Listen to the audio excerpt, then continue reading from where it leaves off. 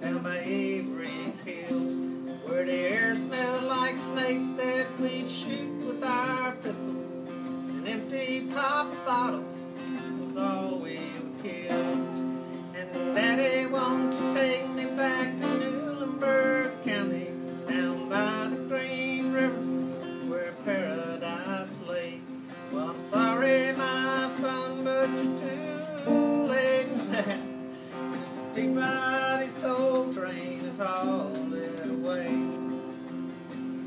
When I die, let my ashes flow down the Green River to the end. Well, so much for that one. I never claimed to be perfect. I hadn't in a long time anyway. I intend on. I've looked and found a way to get to the Green River off of Interstate 26. There's a big historical park there, and so when I get back up there to see Randy the next time, we're going to go down there, and I'm going to sprinkle our ashes in the Green River. I also had a. We got back to where we're talking about riding horses and all the fun we had and time we had at that point. And she talked about being on lady and hauling butt through this park. That's back before they had all this stuff. The only thing they had was the bathroom over there and the ball fields over there.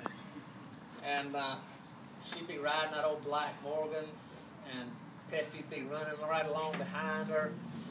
And she was free at that point. At that time in her life, when she was on that horse, she didn't have any demons. That's when she was free.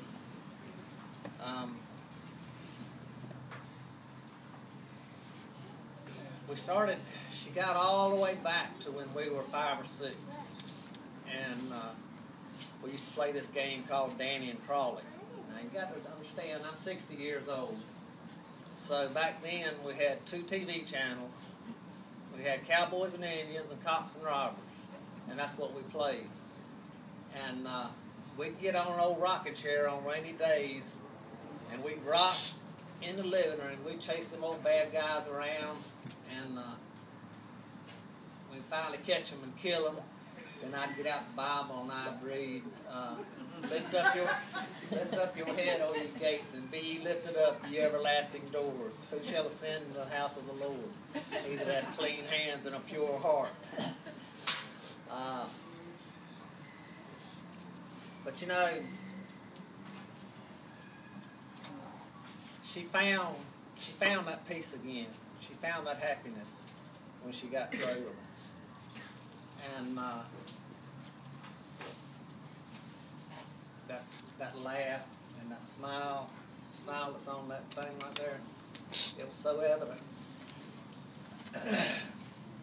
It was the grace of God and the program that gave her that smile, but that smile increased tenfold